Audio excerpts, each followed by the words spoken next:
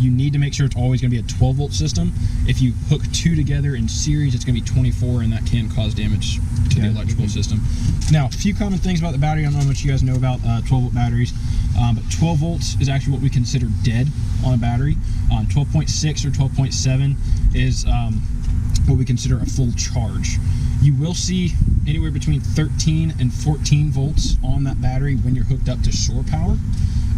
And that's strictly charge voltage. That's probably what you're seeing most of the time, because you guys do have the solar panels. It's constantly keeping a charge on that. But if you ever didn't have that on there for whatever reason, or you just wanted to check your battery, it's somewhere between 12 and 12.6 or 7 is what you're in actually. But any questions there? Nope. That makes sense? All right. Strap this back on there real quick.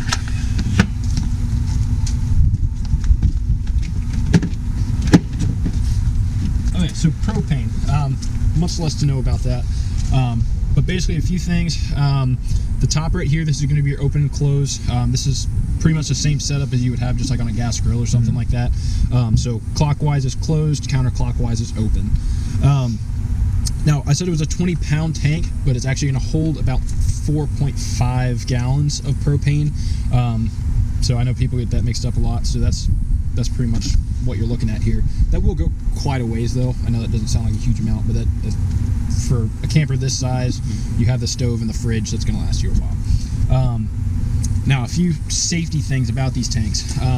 If you look right here on that side, you'll see two series of numbers. You'll see the 03 and the 17. Now, that's the manufacturing date of the tank. In 10 years, actually I think it's 12 years. In 12 years, the tank will need to be recertified. Regardless of whether it works, regardless of how nice it looks, it will need to be recertified at that point. All right, that's about it. Once we close this, as you can see, you have a latch on both sides, and then you do have the lock right there. That'll lock that, and you can do that, just like that. So, maybe that key. So that's nice and secure. All right. Okay, so on 90% of campers, you're going to have two ways to get water into your unit. You're going to have a freshwater fill, which is what you see right here. If I take that cap off, no threads, it's just a fill port. If you take a hose, stick it in there, it's going to go down, fill up your holding tank inside. The other way is the city water connection, which is right here. So if I pop that cap off, you'll notice you have a little filter in there, and you've got threaded fitting. What that one's going to do is if you take a hose and you thread it right on there, it's directly pressurizing those lines. So you don't need any kind of power to run the water pump, and you don't have to have water or the weight of the water in your camper. Now, the reason that's there, obviously water's heavy. So if you're filling up your tank but you're driving 3 hours to a campground that you know has water, there's no sense in having an extra weight in your camper, because one, it decreases gas mileage, and two, the more weight back here, the more uncontrollable it is. Now, it's not going to make a huge difference in a camper of this size, because your water tank isn't 25 gallons or anything like that. But as little weight as possible is always nice. So if you know you're going somewhere that has it, leave your tank empty. When you get there, hook that up, and you're good to go. Yeah. The one thing you do want to worry, or I guess not worry about, but the one thing you want to make sure of when using the city water connection is that you do regulate that water pressure. These lines are rated for a maximum of 50 psi. Most cities are going to keep their water pressure much higher than that. So if you just hook it straight up to like the hose at your house, there is a possibility that you could do damage to your water lines, mainly just break connections and stuff like that. Right. But they do make little regulators, plastic or steel, whichever you prefer, and they're about $10. And that's about it as far as filling. Any questions there so far? No. Okay. And we'll talk about turning your water pump on, how to drain your fresh tank and all that stuff a little bit towards the end. But that's the basics of that. Pump like that. And this little port you see here, if you move that out of the way, that just allows you to close that up and have your city water connection. Yeah. Right here, this is your shore power. So on every camper, you're going to have two forms of power, 12 volt or 120. And that's going to be distinguished between DC power and AC power. Pretty much there's different things in your unit that are going to require one or the other. Some require both. But this is going to power like your air conditioning. This is going to charge your battery. Certain applications on your fridge, stuff like that. As far as just using lights, running like a tongue jack, stuff like that, that's all going to be battery powered. So this is a 30 amp hookup. You'll see when choosing campgrounds, some will have 15, some will have 30, some will have 50. You can use all three of those. You'll just have to have the right adapter if you're using a 15 or a 50. Obviously 30 will just hook straight up. All right, so let's start back up on the front of this side. We'll just make our way all the way around. Okay. So right here. All right, so right here, this is the outside part of your water heater. There's not going to be too much you're going to need to know in here. As you can see, most of this wire and all that stuff is all going to be for if it needs to be worked on or something like that. But the few things I do want to point out to you are right up here. One, this is your pressure relief valve or check valve. It has two different names because it has two different purposes. Check valve is just to make sure there's actually water in there. It's very important that your water heater is never turned on if it does not have water in it, because the element inside will overheat, and that will cause damage to that element, which can be a pricey repair depending on which unit you have. Then the other name for it, pressure relief valve. When you do go to drain this water heater, which you're just going to use the plug right down there to do that, before you pull that plug, it's very important that you pull that valve and release that pressure behind there. If you don't, when you start unscrewing that, it's eventually just going to blow out at you, get you soaking wet, and then that little plug will hit you and that thing comes out with some force. I'll tell you that from personal experience. So that's about it. The rest of these wires and stuff, these are just, this is like the control board, a couple thermal fuses, stuff like that. You should not have to worry about any of that stuff. And them getting wet is fine. Obviously don't hold a hose over it, but just coming out of this check valve is perfectly fine. They're all designed to come in contact with that. So, but that's about it. And when we go inside, I'll show you how to actually turn it on, but that's going to be done from inside, not the outside. So, one more quick note before we move down a little more. You'll notice on all four corners, you do have stabilizing jacks. Now the keyword there is stabilizing, not leveling jacks. We always have people that think they can level their camper out with these things and end up bending them, bring them back. My levelers are broken. Well, they're not levelers. So, right. But I generally recommend just cranking those down until they make ground contact. Give them maybe half a turn, just so you know they're solid on the ground, and that's it. And that pretty much just keeps the weight from shifting back and forth on your suspension. So it's right. And again, this is just for service really in here, but there's one thing I want to show you.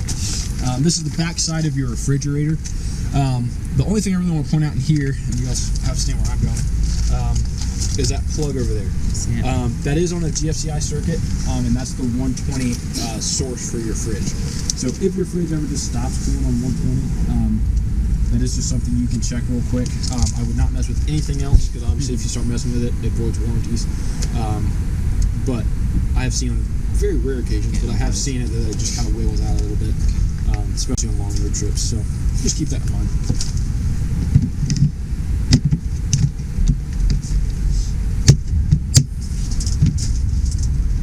Kind of thing. Pretty much, yeah. So this is your back side of the back compartment of the camper. This is one side of it, so you have two doors.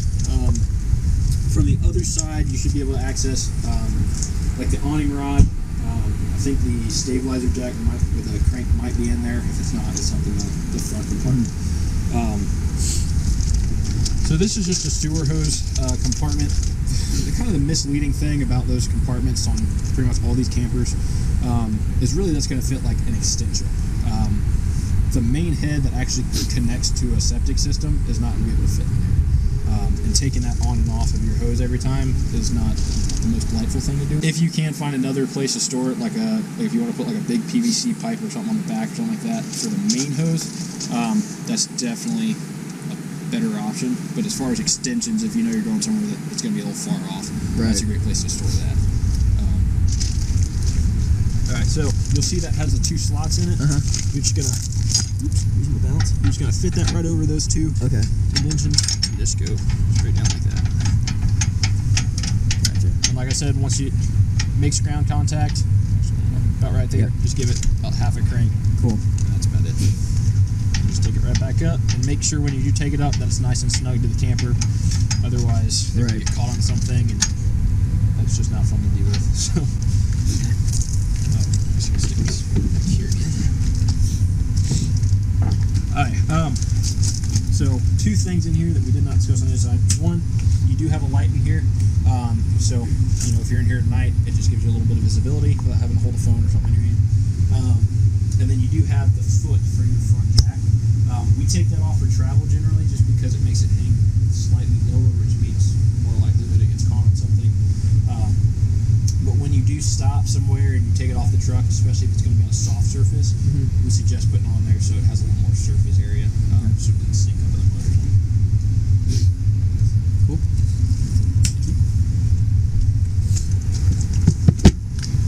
Right below that compartment, you do have external LP supply.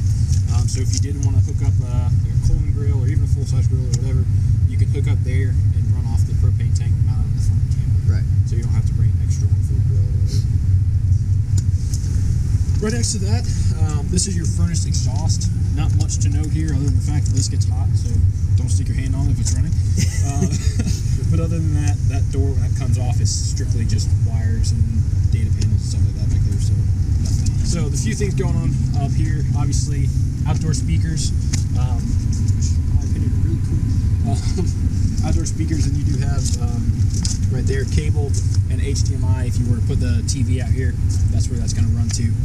And then obviously you need power for your TV, so power, and you do have the phone chargers or USB ports if you want to charge those out from your outside.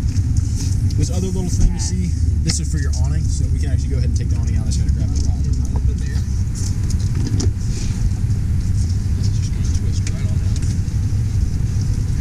So there's two little brackets you see, one right there and one on the other side. The awning actually has arms that are going to come back and kind of just mount it up against the camper, just make it a little more sturdy on slightly windy days.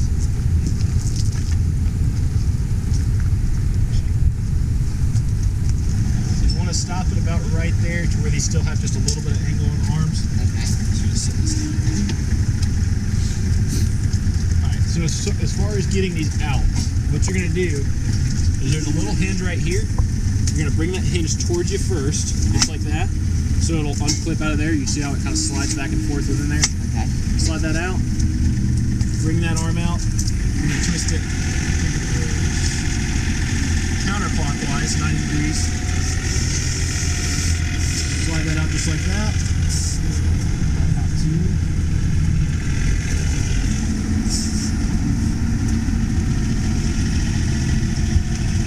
Alright, so what I'm trying to do, this little button right here.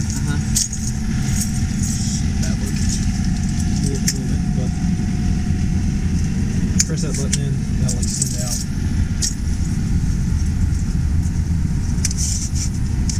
Give it just a little bit extra length so you can clip it in there just like that and then push down. So this part's going to move up and down just like that.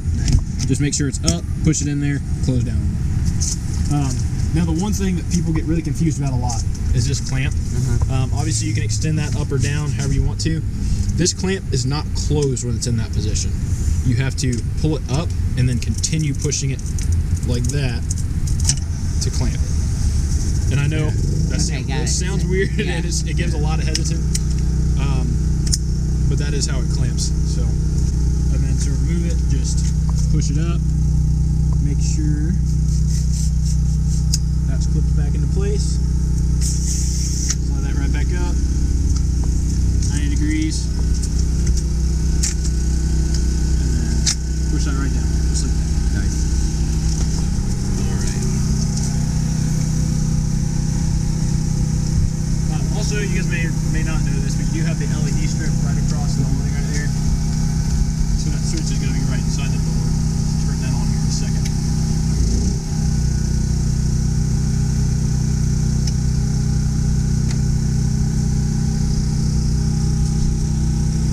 Now, there's no latches or anything like that when you're when it's all the way in. Just make sure it's kind of tight in there and it'll stay put. What you don't want to do is allow any air to get, obviously on that side, but in between this joint right there. Right. Because if it does get in there, that's what can cause damage. Just make sure it's tucked up against there tight. Alright, so you've got the awning LED right there. Then you've got night, that looks really cool. And then porch light right above that. All right, so all we're looking down here, we're going to refer to this whole thing as the monitor panel. So if you ever, say you have a switch that's not working and we're like, okay, where is it? Just refer to it as the monitor panel. The actual monitor panel is right here, though. So if you hit that once, it is touchscreen. Hit it twice. All your tank monitors are right there. Hit it again. You've got the battery monitors. So right now it's reading 13.9, I think it's it. Yeah, 13.9. And then hit it again, you're right back to your tanks. After a while, it'll just die right back to a blank screen. And then you just hit it again to turn it back on. Right next to that, the first switches you're going to see are your water heater switches. 2 switches because you have 2 different sources that you can use. You can use gas, which is going to be LP and 12 volts. It needs 12 volts in order for the gas to actually work. And then you have the electric side, which is going to be strictly 120, so shore power. Right. So if you're plugged up, or I guess the reason for the 2 is if you're plugged up, you can use electrical. It's completely unlimited supply. You never have to worry about running out of LP. But if you need your furnace and you're either just kind of off the grid camping or whatever, then you can turn on LP. You're using propane. You can have heat anyway. But again, like I said, outside, just make sure that before you ever turn those on, you do have water in that tank. Right. For the first little while, especially if you're taking water in and out of the camper on a regular basis, which you're probably going to this time of year if you're using it, I would just make it a habit to always go out and just check it real quick. Especially when going in and out of winterization mode, which we'll talk about in a little bit. It's really easy to forget that, flip it on by accident, and then boom, $200 repair. All right, so right next to that, if you were running off of the water in your holding tank, so we put water into the fresh fill, now it's in the fresh tank, we're going to need at least 12 volts and flip on our water pump right there. That is then going to draw from that tank and pressurize these lines directly. So right now it's on. Just set that right there. Cold water. And then right next to that, as you saw, interior lights. It's just your roof lights. And then we talked about the porch step and awning. Now above that, you do have one more light, which is going to be kind of above that little shelf right there. So I press that. You can see it turns on. All right. If I turn it off, turn it back on. That actually will dim out for you. So if you just hold this minus button for a second, you'll see it start slowly fading out to a very dim light. And I'll press the plus button again. There it goes. All right. Again. Okay. So, it's just a cool accent light they put in there. All right, before we move to the radio, right next to that, you do have a Gfci breaker right there. So if you lose power to a bunch of random outlets, that's where you're going to be looking. Radio is pretty straightforward. It's going to work pretty much identical to like a car radio or something like that. We got the power button right down here. We turn that on. If it doesn't blow us out of here. So right there, you got A, B speakers. There is a C selection right there, but you guys do not have the C hooked up to anything. They just use the same face plates kind of across the board. So Bluetooth, all that stuff right down there. Fire extinguisher right down here. Smoke detector located right there, kind of to the left of the shower. And then carbon monoxide, if I remember correctly, is located right there. Right. Okay. So obviously, just like in a house, make sure those batteries will get that battery. That's the only one that's going to have a battery in it. The LP detector is just going to run off the coach battery, which is wired straight in. So now that will also start alarming. It's not quite the same, but it will start just beeping about every minute or so if your battery voltage gets really low. All right, so this fridge is what we refer to as a 3-way fridge, meaning it can run off of 3 different sources. DC power, which is going to be battery by itself, AC power, which is shore power, and then it will run off of gas, which, again, like I said earlier, gas is always going to need 12 volts to run. You'll notice also in the top right corner you have an auto mode. Pretty much what that auto mode is going to do is it's going to select in a certain order the most unlimited supply. So like let's say we have it on auto and we're hooked up to shore power. it's going to choose shore power first. As soon as you unplug, it'll automatically switch over to propane. If you run out of propane, it'll automatically switch over to battery. Now, the reason it's in that order, obviously AC is unlimited if you're hooked up to a building. Generators are a slightly different story, but we can talk about in a sec. But if you're hooked up to the building, AC is going to be unlimited. Gas and DC. Gas is always going to be more. There's going to be the more. I'm blanking on the word. Anyway, gas. You're going to have more gas than you're going to have DC power.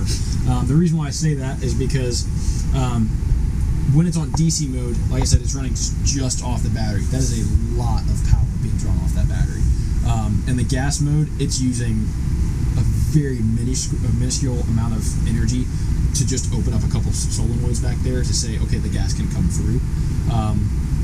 But the battery, it'll kill your battery in about 3 hours. Right. So that just kind of tells you how much. So gas is definitely always going to be your option before DC. DC is kind of like, okay, I don't have anything else, and I got to keep something cold. Right.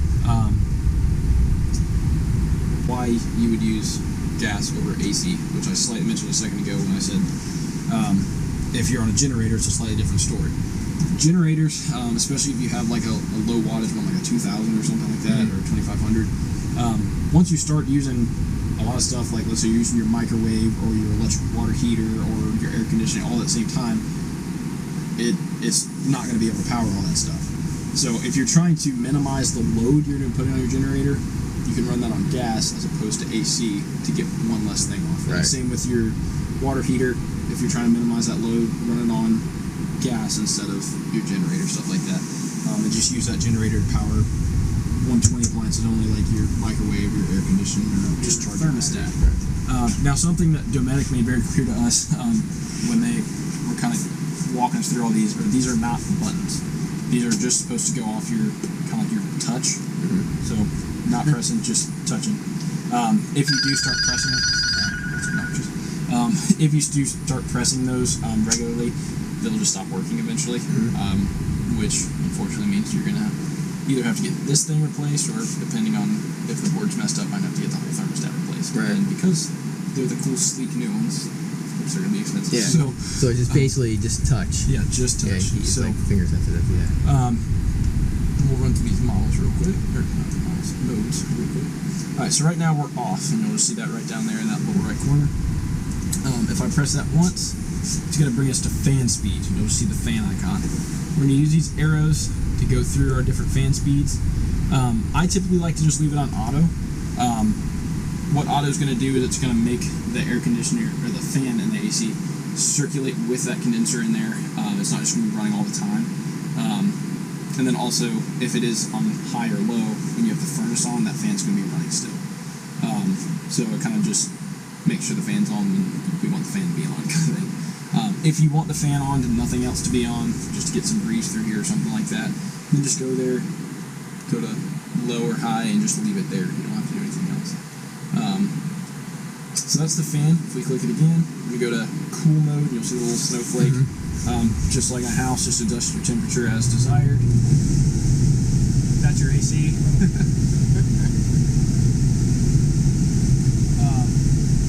As you'll see, it's going to continue to run for just a second after you switch off, perfectly normal. But then we switch back over to furnace. Again, just like in a house, adjust your temperature as desired, and it'll fluctuate with that. And then keep going. Right back to off. Okay. Cool. So, that's something. The cool thing about this one, you don't have the igniter switch anymore, so you don't have to keep turning it. You just hold that button, and it does that. But otherwise, it lights just like a typical Coleman style. Flip it to the gas icon.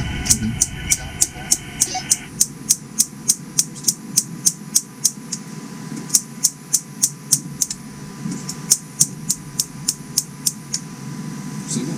And then you can adjust it to lower, higher. I'm sorry, set it backwards. Lower, higher. Now, earlier I said that there was the monitor panels right down here. Those two are going to be for your gray tank and your fresh tank. The black tank monitor panel is actually going to be right back there. They changed that up. So that's what's actually going to tell you if your black tank is going to be full. Okay. And that is strictly just your toilet. We're going down the toilet. Gray tank is going to be all of your your faucets, anything that goes down there, or the shower pan or stuff like that. But on all of your windows, you guys might have seen this already, but you do have the two shade options. So you got the screen, or you have flip and seal right there. And then all your windows are going to work the same. You just pull these levers just like that, and when you push them out, just screw that down. We generally recommend Windex. You guys know about like the Norwex cloths or something like that. Norwex would definitely work really well on those, or any kind of microfiber kind of thing. Yeah, anything that's microfiber. The really high-end paper towels are fine. Just make sure it's nothing that's got a grid to it.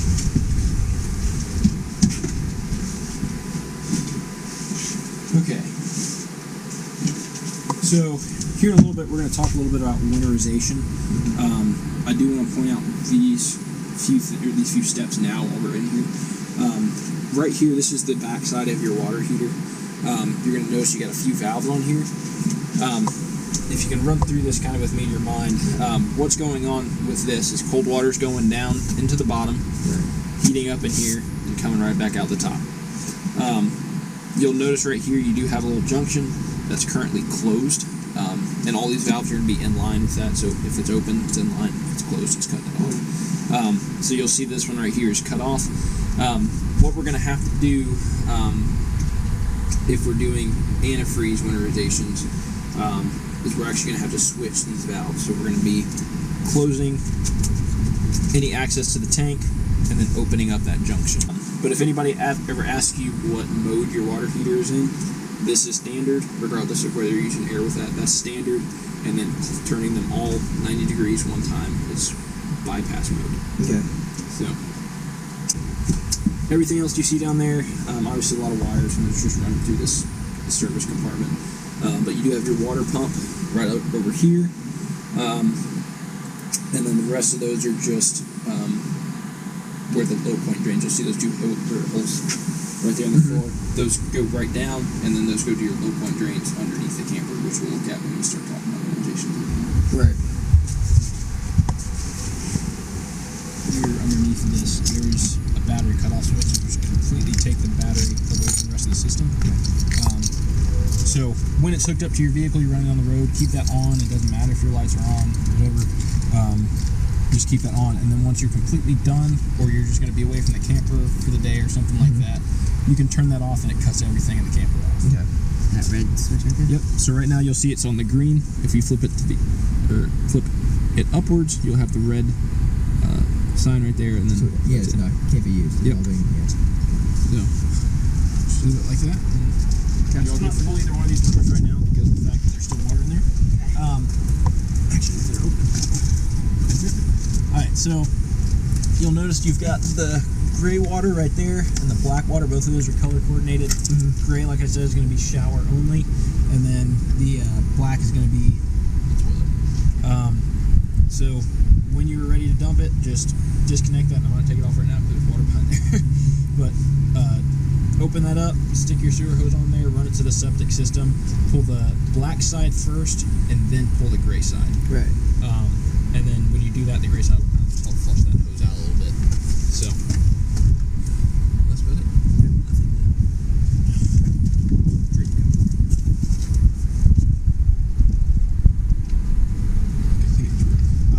Now you guys do have a smart jack. The one nice thing about the smart jack is that it can just drop all the way down for you. So let's say we have it extended all the way up. You can hit those buttons, I think it's 2 times, and the whole thing just drops down for you. So you can just do it and walk away and do something else while you're waiting for that to finish lowering all the way down. Okay. It also remembers auto hitch heights. So let's say you guys have to have it at a certain height to take it off. You can just press a couple buttons at a time, then it goes right back to that height. So when you back up under, you don't have to worry about, oh, is it tall enough? Is it not? Right. Whatever. But I'll show you those. I'll actually show you that in action here in a little bit. But first off, what we're going to have to do to get the weight distribution hitch off, which is this big part, first things first is take off the sway bar, which is this right here. So we're going to take this pin off right there, put them on the other side, just like that. From there, pop off, just like that.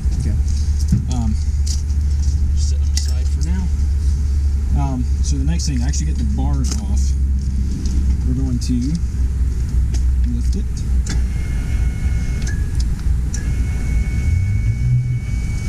Just let me grab that block. Pretty much what we're going to be doing is lifting up the rear of the truck using this jack. In doing that, we're leaving the weight off of those. Right now, you're kind of at a tilt, which is why there's still just a little bit of slack in there. When you flatten out, it's going to be pushing a lot more of that weight up.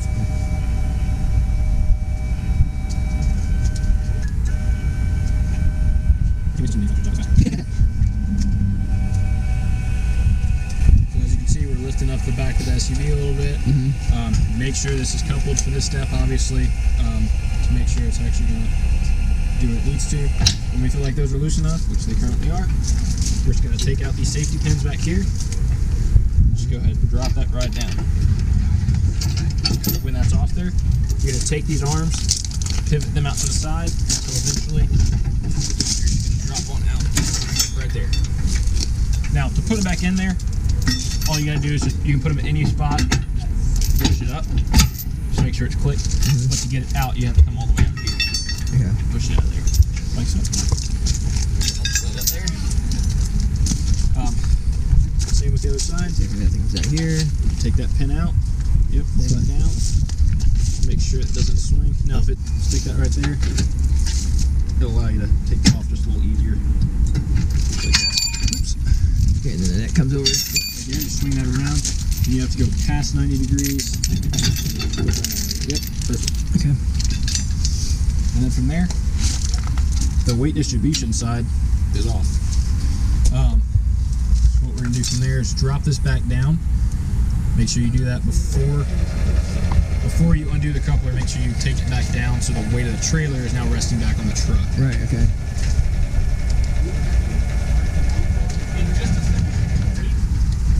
You kind of want to try to get it to where it's kind of even, but that's really a guessing game more than anything. Okay. It's pretty close.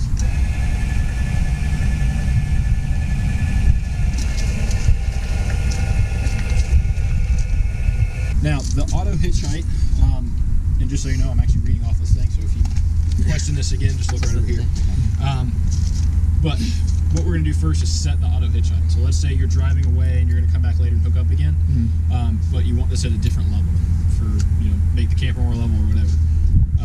What we're going to do to set the auto Hitchhike is we're going to press and hold these two buttons for 5 seconds. 3, 4, 5. Wait for that to flash. When it flashes, it's set. And you just do that every time you change. So from there, let's say the camper's now nose down or whatever, we want to lift it up a little bit. We can lift it up or down, doesn't really matter.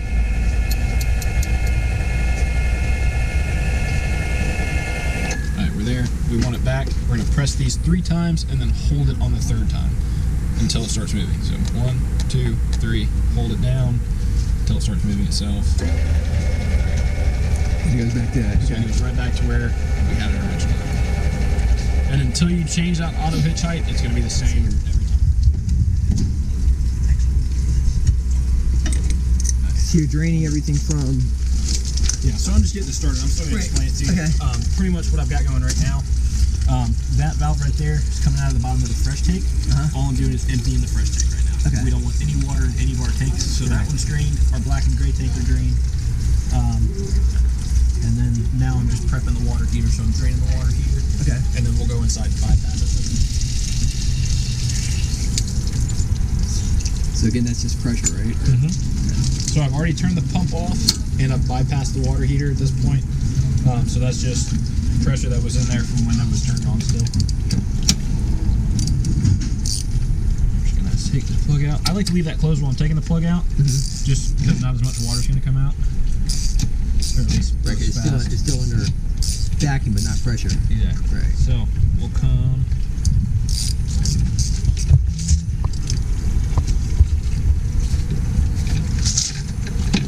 Alright, so we got just a little bit. Go ahead and pull that.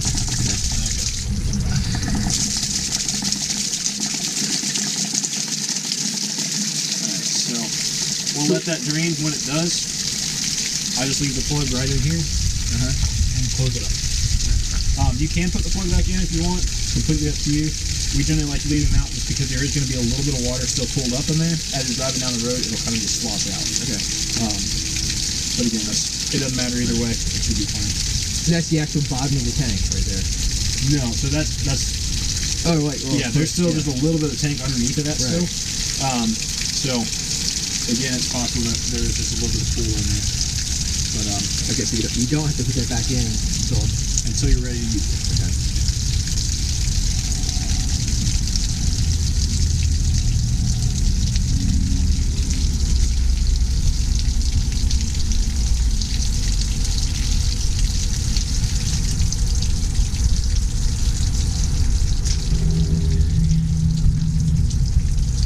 Now, just go ahead and close that. Just like that. That'll just continue draining out. Okay. Water heat or the fresh tank drain. I'm just going to leave that open as well. I'm not going to close that. Again, same concept. Some water can still just be sitting up in there, so it'll just allow it to slosh out a little. All right. So as you see, I've got 2 gallons of antifreeze, which should be more than enough for this. So I'm just going to go ahead and open both of those, get them ready to use. So more than likely for the actual winterization of like the lines, pumping in the lines, we're probably only going to use about 1 jug of this. Maybe we might get into the second one a little bit. We're definitely not used to do it right. So we'll set those there for now. All right. So as we talked about earlier, water heater's already in bypass mode, so closed, open. Now it's very important that when you do come back to use this, that one gets closed, otherwise you'll only have lukewarm water. Okay. But we verified those are closed. Now down here, this is the winterization hose that I just installed. There is a valve down there. I know it's kind of hard to see. Move that out of the way. You see that valve right there? Yeah. So if it's pointed towards the winterization hose, we're drawing from this. This is now our this is pretty much going to be our tank draw, quote unquote.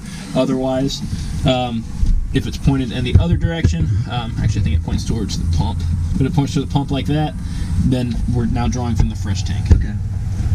Alright, so I'm going to leave it that way for now. Okay. From there, all we're going to do is take this hose, try to keep it straight best you can so it actually gets all the way down to the bottom of the gallon. That's what we're going to do. Run it through here.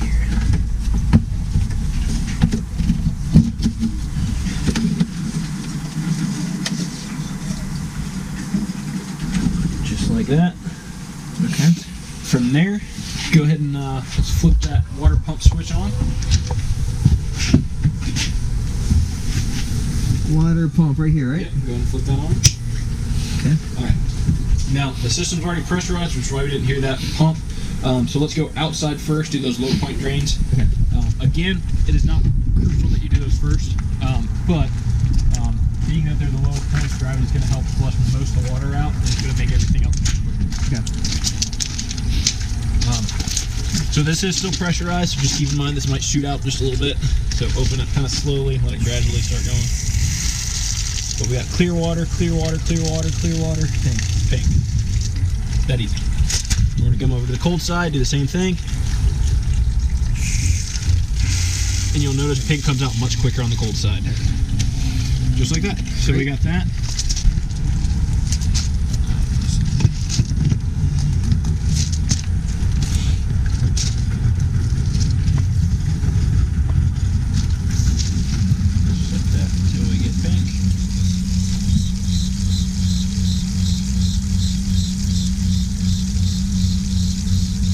Pink. We got pink. We'll go ahead and shut the cold side off.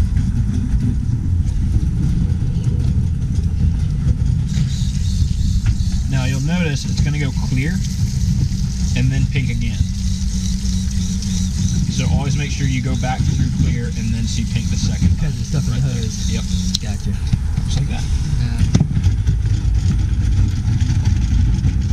Yeah, that's a common mistake we see is people start the hot side and they're like, oh, pink. But that's still just left over in the faucet from either side first, doesn't even matter.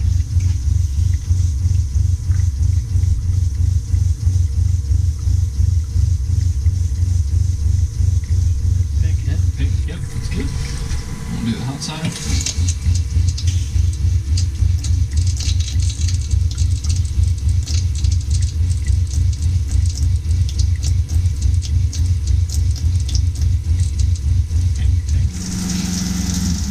Think already that one. Swap bottles. Just like that.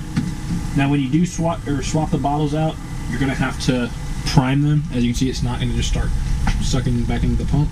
So we're just going to go turn one of these faucets on. And then you should see it start sucking out of there any second now. Yep. Yep. Alright, pass in. And then toilet.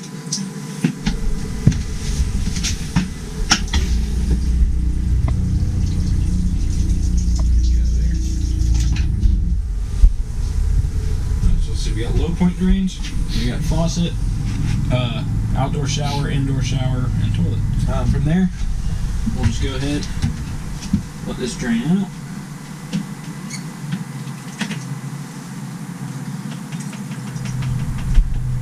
Just like that. When I come back, I'm going to grab paper towels, come back in here, open that up, and just wipe up that antifreeze immediately so it doesn't stain anything. Just leave it in the bottle for now.